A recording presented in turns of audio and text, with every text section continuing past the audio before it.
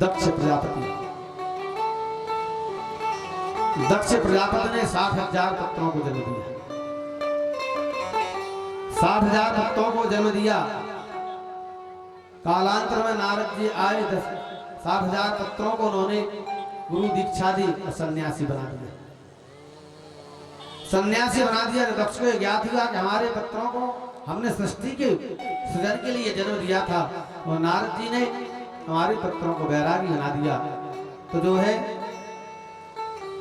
दक्ष प्रजापति ने नारद जी को साथ दिया, नारद आज से तो एक जगह नहीं रहेगा, तूने मेरे पुत्रों को सन्यासी बना दिया है, एक जगह स्थिर नहीं रहेगा, चलता फिरता रहेगा, भगवान का बड़ा अनुवाद करता। तब से नारद जी एक जगह नहीं बैठते, दक्ष प्रजापति का साथ।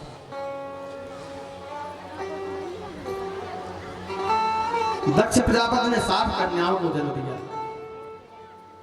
कितनी? 60। 13 धर्म को ब्याही कल बताया था ना। और एक अग्नि को स्वाहा नाम की कन्या, एक पितरों को सुधा नाम की कन्या, एक कन्या भोलेनाथ को सती, 16, 27 कन्या नक्षत्रों को भी आई। अश्विनी भरणी कृतिका रोहिणी, ये जो 27 नक्षत्र हैं ये दक्ष प्रजापति जो कि चंद्रमा को भी आई हुई, इनको चंद्रमा।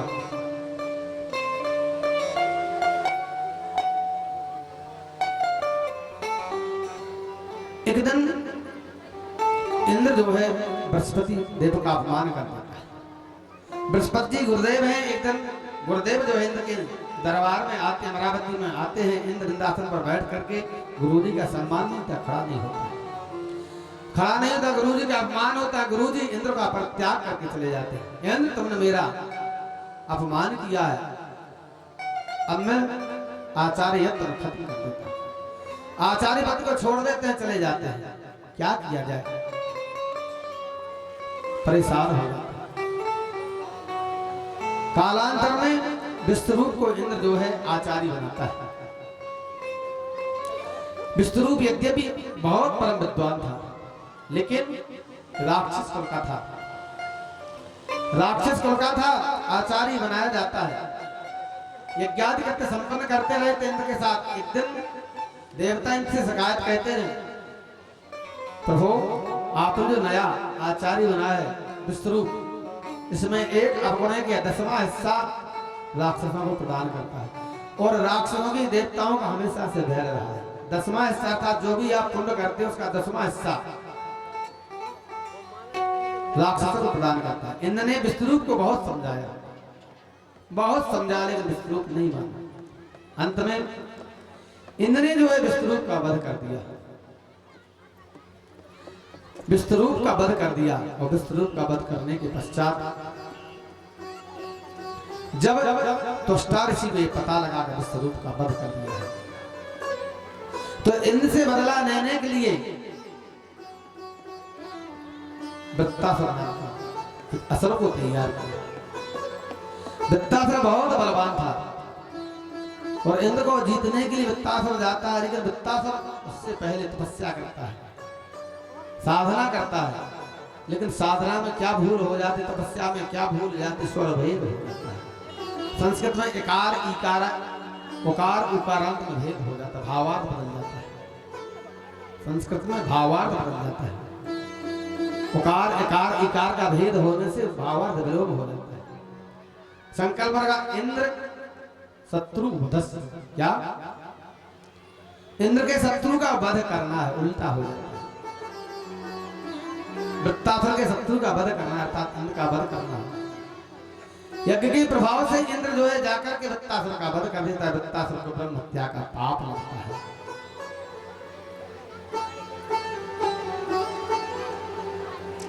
इसके पश्चात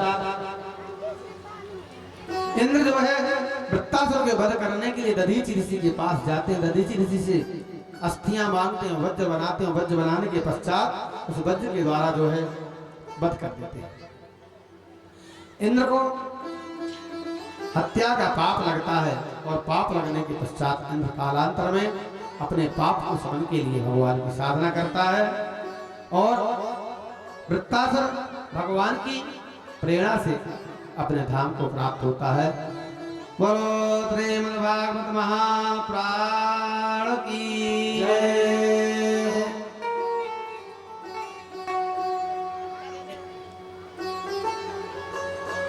एक बार इंद्र जो है रास्ते में जा रहे थे। इंद्र रास्ते में जा रहे थे, उधर से दुर्वासा ऋषि भगवान के धाम से मिल करके आ रहे थे। भगवान विष्णु ने अपनी जो माला थी, इस माला को उतार करके दुर्वासा ऋषि के कंठ में डाल दी। प्रसाद स्वरूप संत प्रसाद मांगते हैं। वहां से दुर्वासा ऋषि वापस आ रहे थे और इंद्र जा रहा था। इंद्र जा रहा था, रास्ते में दोनों का मिलन होता है, इंद्र का और दुर्वासा। दुर्वासा ने इंद्र को देखा कि इंद्र आ रहा है, दुर्वासा ने अपनी माला ली, इंद्र को पहना था, इंद्र को पहना और इंद्र आगे चला गया, दुर्वासा ऋषि आगे चले गए। अब जब दुर्वासा ऋषि आगे निकल गए, इंद्र ने सोचा कि पहले भगवान विष्णु ने माला को पहना है, फिर दुर्वासा ने पहना है, गंदी माला है। सामने तो कुछ नहीं कहा, गिलानी हुई, गिलानी माला को उतारा, ऐरावत नाम के हाथी को पहना दिया। ऐरावत नाम के हाथी को माला को पहनाया, और हाथी तो हाथी जानवर है, उसने माला को लिया, सूंड में दाब करके, पैर में दाब करके जय श्री राम तोड़ दी। और जैसी माला टूटी, दुर्वासा ऋषि ने देखा कि जरा देखें तो इंद्र माला पहने हैं कि नहीं। दुर्वासा ऋषि वापस आए, देखते हैं माला टूटी हुई, माला टूटी हुई है, माला टूटी हुई है। देखते हैं, जैसी दुर्वासा ने दृष्टि पर बोले, इंद्र जा तू श्रीहीन हो जा, जा तू श्रीहीन हो जा। और जैसे ही देवताओं को ये ज्ञात हुआ कि दुर्वासा ऋषि ने इंद्र को श्राप दे दिया है, जैसे ही देवताओं के ज्ञात हुआ और देवताओं के साथ साथ राक्षसों से ज्ञात हुआ कि दुर्वासा ऋषि ने इंद्र को श्राप दे दिया है, सारे दैत्य देवताओं पर आक्रमण कर देते, इंद्र पर आक्रमण कर देते हैं, इंद्रासन छीन लेते हैं, इंद्रासन छीन लेते हैं, इंद्रासन छीन लेते हैं। राजा बलि राजा बन जाता है, राजा बलि राजा बन जाता है। इधर गुरुदेव शुक्राचार्य जी आते हैं, तो शुक्राचार्य जी कहते हैं, राजन बहुमत सिद्ध कर दीजिए, क्योंकि इंद्रासन का वही अधिकारी होता है जो स्वयज्ञ करता है, स्वयज्ञ जो व्यक्ति करता है वही इंद्रासन का अधिकारी है। इसलिए बहुमत साबित कर दीजिए, स्वयज्ञ कर दीजिए, स्वयज्ञ कर दीजिए, क्योंकि इंद्र श्रापित था। मौका की तलाश गुरुदेव ने भी देखी, साथ साथ में इंद्र ने वहां से चला जाता है। इधर राजा बलि एक यज्ञ को प्रारंभ करता, पूर्णाहुति होती है, दूसरा होता है, तीसरी होती है, चौथी होती है, पांचवी होती है, चले जाते हैं। 99 यज्ञ संपन्न हो जाता है, 99 यज्ञ संपन्न हो जाते हैं। इधर कालांतर में देवताओं की माता अदिति कश्यप जी से निवेदन करती हैं, ऋषिवर हमारे पुत्रों का राजपाट जो है राजा बलि ने छीन लिया है, और हमारे पुत्र इधर उधर भटक रहे हैं, पता नहीं कहाँ है, कैसी स्थिति में है। इसलिए ऋषिवर मैं चाहती हूँ कि हमारे पुत्रों का पुनः साम्राज्य हो जाए। तो कश्यप ने कहा, देवी ऐसे तो राज्य प्राप्त नहीं हो सकता, उसके लिए साधना करनी पड़ेगी, बिना साधना के राज्य की प्राप्ति संभव नहीं। अदिति ने कहा, प्रभु आप जो भी साधना के लिए कहेंगे मैं साधना करने के लिए तैयार हूं। कश्यप ने कहा, देवी यदि तुम पुनः इंद्र को राजा बनाना चाहे तो तुमको पयोव्रत व्रत को धारण करना पड़ेगा। पयोव्रत का मतलब होता है एक बूंद मात्र जल 12 दिन पर्यंत लेना पड़ता है। इस व्रत की विशेषता होती है, जो एक बूंद जल मात्र 12 दिन ग्रहण करता है उसको मनोवांछित फल की प्राप्ति होती है। कश्यप ऋषि के कथन के अनुसार पयोव्रत को धारण किया, और धारण करने के पश्चात साक्षात भगवान प्रकट हो गए। बोलो बामन भगवान की जय। बामन भगवान का अवतार होता है। बामन भगवान का अवतार होता है। छोटी छोटी पैया है, छोटे छोटे पैर है, छोटे छोटे हाथ है, छोटे छोटे गले में माला को धारण किए, कीट कुंडल को धारण किए, छत्ता को धारण किए, हाथ में कमंडल लिए हैं। गुरुदेव बृहस्पति देव को बुलाया जाता है। बृहस्पति देव को बुलाया जाता है और यज्ञोपवीत संस्कार कराया जाता है। ब्राह्मणों का प्रमुख संस्कार यज्ञोपवीत। यज्ञोपवीत संस्कार कराया जाता है। यज्ञोपवीत संस्कार में भिक्षा दी जाती है। भिक्षाम देहि चौपार होती है, भीखे। ब्राह्मणों के जब संस्कार होता है, वैवाहिक मांगलिक कार्यक्रम जब होते हैं, यज्ञोपवीत संस्कार होता है तो उसमें भीखे बढ़ती। भीखे भीख क्या है? दान। तो भिक्षा संस्कार हुआ। अन्नपूर्णा माई ने आकर के अन्नपूर्णा प्रसाद दिया, अर्थात अन्न का दान किया। कुबेर ने आकर के कमंडल का दान किया। बाण आकर के जलपात दान करते। सभी देवता आकर के कुछ न कुछ दान करते हैं। दान देने के पश्चात कार्यक्रम संपन्न हो जाता है। होने के पश्चात दक्षिणा संकल्प दिया जाता है। बामन भगवान ने कहा गुरुदेव दक्षिणा संकल्प बोल दीजिए। बृहस्पति देव ने कहा आप संकल्प देना चाहते हो, पुण्य प्राप्ति। जब तक संकल्प अंत में नहीं दिया जाएगा यज्ञादि कर्तव्यों का पुण्य नहीं मिलता है। तो बृहस्पति देव ने यदि आप मुझे संकल्प देना चाहते पुण्य प्राप्ति के न, तो मुझे धन की आवश्यकता नहीं है, मुझे संपत्ति की आवश्यकता नहीं है, मुझे अन्न की आवश्यकता नहीं है, मुझे त्रैलोक की संपत्ति की आवश्यकता है। त्रैलोक की संपत्ति। गुरुदेव त्रैलोक की संपत्ति में आपको समर्पित करूंगा। त्रैलोक की संपत्ति के लिए बावन भगवान निकलते हैं। बावन भगवान आगे बढ़ जाते हैं त्रैलोक की संपत्ति प्राप्त करने के लिए। इधर राजा बलि का यज्ञ चलता है। राजा बलि का यज्ञ चल रहा है। सोमा यज्ञ चल रहा है। सोमा यज्ञ प्रारंभ हो रहा है। पूर्णाहुति को प्राप्त हो जाएगा, इंद्र पद का अधिकारी बन जाएगा। त्रैलोक की संपत्ति के लिए जैसी बावन भगवान पहुंचते हैं। छोटे छोटे पैर हैं, छाता लगाए हुए, कमंडल को धारण की हो यज्ञशाला में। जैसी यज्ञशाला में प्रवेश करते हैं राजा बलि की दृष्टि पड़ती है। देखते हैं बड़ा सुंदर बालक है। कौन है? लगता है परम प्रभु परमात्मा तो नहीं है। विचार करता जाता है, हवन करता जाता है, तब तक बावन भगवान प्रवेश कर जाते हैं। और जैसे ही प्रवेश कर जाते हैं गुरुदेव शंकराचार्य यज्ञ को करा रहे हैं।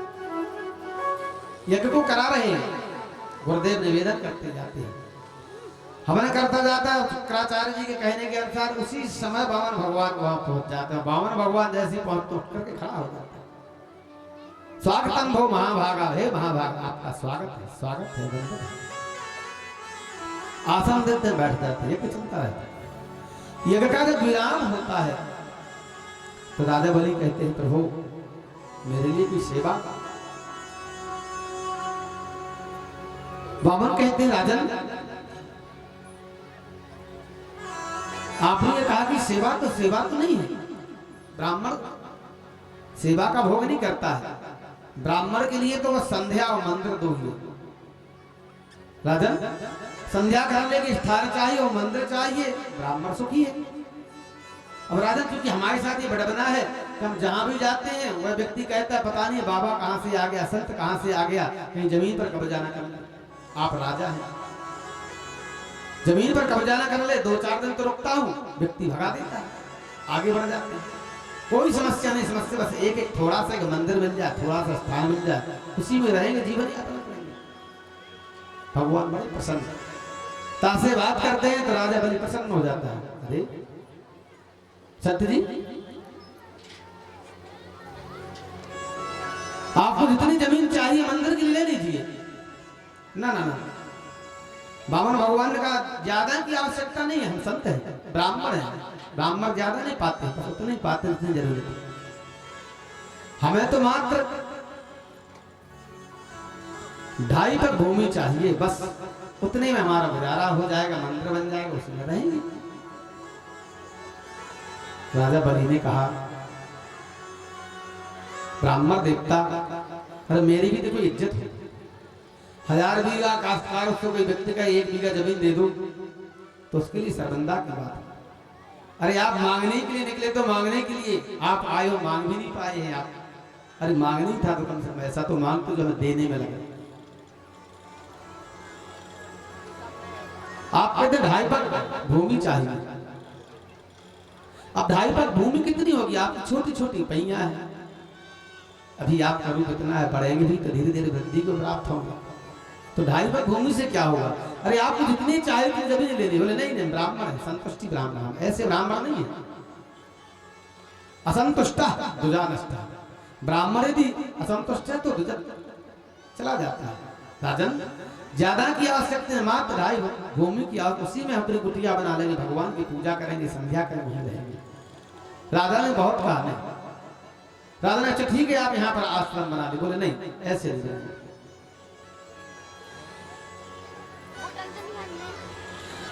राजा बलि का और बावन भगवान का प्रसंग चल रहा था, आपस में वार्तालाप चल रहा था। गुरुदेव उस वार्तालाप को सुन रहे थे। गुरुदेव समझ गए होना है कि कोई संत नहीं है, न ये बामन है, न ये तर्पण है, साक्षात नारायण है। कैसी बातें बना रहा।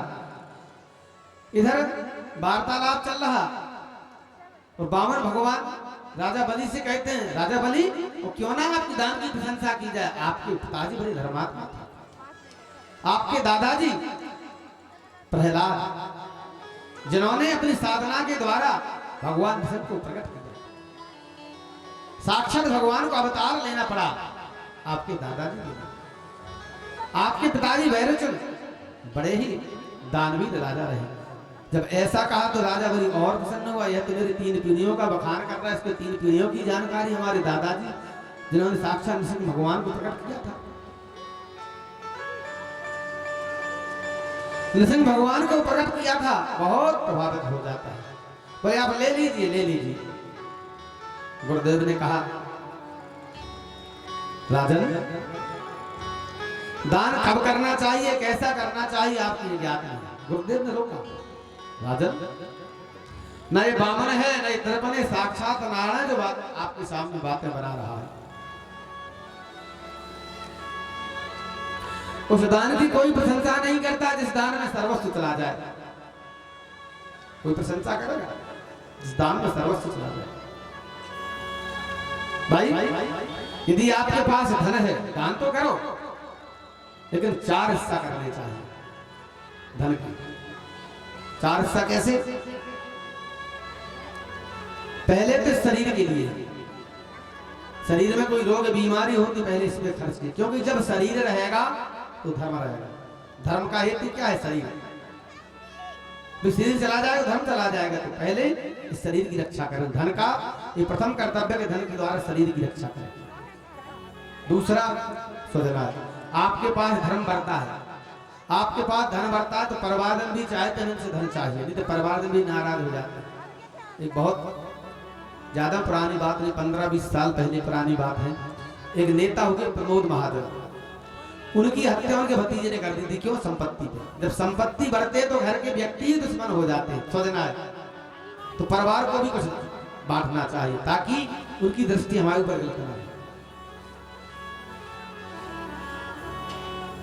सोचना है तो राजन, तीसरा हिस्सा दान भी करना चाहिए, लेकिन कितना? जितना दान हो सके। राजन, चौथा हिस्सा ये देवी जी, श्रीमती जी जो कहे उसको समर्पित कर दो। देवी जी ने कहा कि हार बनना है, आपने कह दिया बनेगा, बनवाए अथवा ना बनवाए, लेकिन एक माह के लिए तो आप बोलते बनवा दें, जब अगली तारीख आएगी तब तक की तो बात आगे बढ़ेगी। तो घर के परिजन में विशेषकर धर्मपत्नी होने के लिए खर्च करना चाहिए और धन धन पर भी खर्च करना, लेकिन ऐसा दान नहीं करना चाहिए, ऐसा धन खर्च नहीं करना चाहिए जो सर्वस्व आप दान दे रहे हैं। गुरुजी, राजा बलि ने कहा गुरुजी, अरे 2.5 पग भूमि तो मांग रहे हैं, मेरे पास क्या भूमि की कमी है? गुरुजी ने कहा राजन, ये साक्षात नारायण है और नारायण आपके सामने प्रकट हुए हैं। बलि ने कहा गुरुदेव, यदि साक्षात नारायण है तो आज राजा बलि दे रहा है। दान देने वाला बड़ा होता है कि दान लेने वाला बड़ा होता है? जरा ध्यान दें, दान देने वाला बड़ा होता है कि दान लेने वाला? दाता बड़ा होता है कि भिक्षुक? दाता बड़ा होता है। भगवान ने कहा देखो भाई, यदि आपको लड़ना है, विवाद करना है तो कर लीजिए। बामन भगवान ने कहा लड़ना हो तो लड़ने जा रहा है। बलि ने पकड़ा, रुकिए रुकिए रुकिए रुकिए, बैठिए बैठिए। भगवान ने कहा यदि देना हो तो दीजिए, नहीं तो मैं जा रहा।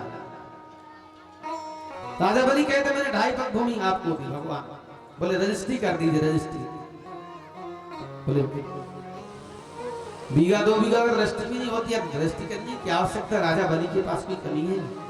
मेरी जो वाणी है वही रजिस्ट्री पक्का कर। भगवान बोले ऐसे नहीं लेते ब्राह्मण, काम पक्का करेंगे, रजिस्ट्री आपको करनी पड़ेगी। रजिस्ट्री कैसे? बोले संकल्प करना पड़ेगा, संकल्प देना पड़ेगा। बोले संकल्प ले लीजिए। संकल्प बोलते हैं, बामन कहते हैं ऐसे नहीं लूंगा। बोले कैसे? बोले आपकी धर्म पत्नी, क्योंकि अर्धांगिनी, जो अर्धांगिनी होती है वह आधी संपत्ति का अधिकार उसके पास। जब अंग पर अधिकार होता है तो संपत्ति पर आधा अधिकार होता है। अकेले नहीं लूंगा, अर्धांगिनी को बुलाइए, ग्रंथि बंधन कीजिए और ग्रंथि बंधन के पश्चात संकल्प कीजिए। जगत का पिता आज राजा बलि के सामने हाथ पसारे खड़ा हुआ है।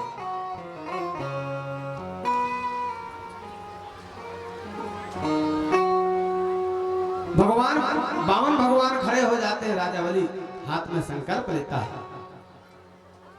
उसी समय माता सामने आ जाती है। बलि भई मैं ना जरी, बलि भई मैं ना जरी, पति विरोचन साथ। विरोचन पुत्र बलि कश्यप द्वितीय पुत्र हिरण्यकश्यप, हिरण्यकश्यप का पुत्र प्रहलाद, प्रहलाद का पुत्र विरोचन, विरोचन का पुत्र बलि।